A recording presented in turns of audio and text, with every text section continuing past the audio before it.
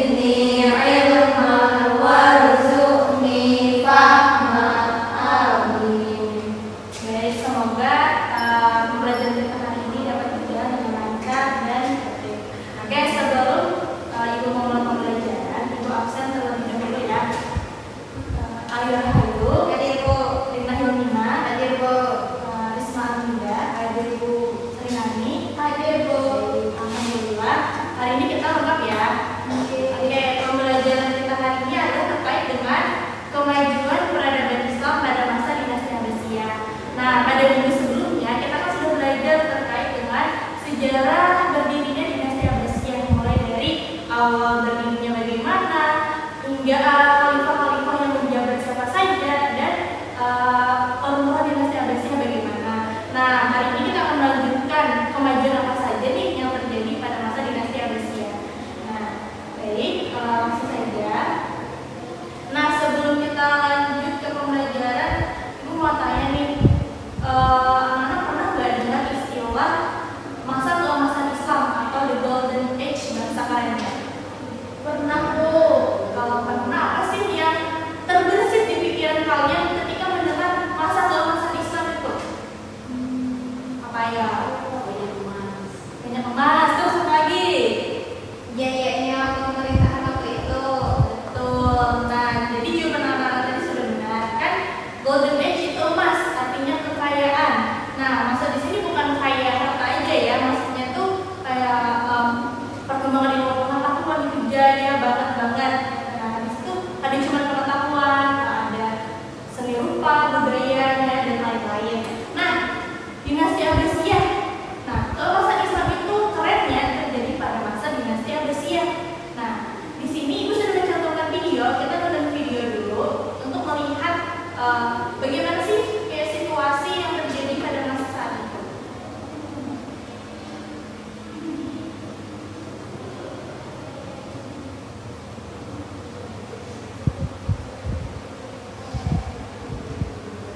Nah, ini ada kita dibawa ke masa dinasti Abbasiyah pada saat itu.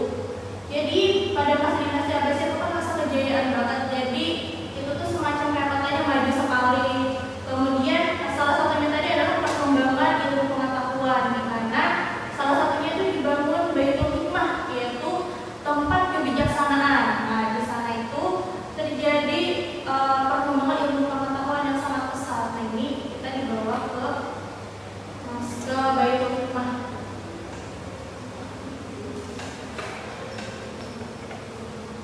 Nah, di Baitul Hikmah ini kan itu sebenarnya perpustakaan, tapi perpustakaan pada masa itu pada cuma sekedar membaca buku. Jadi bisa ada terjadi diskusi, kemudian ada menulis ilmu pengetahuan, menerjemahkan buku-buku, kayak gitu. Nah, ini kita bisa lihat kayak jam raksasa itu salah satu contoh dari penemuan pada masa itu.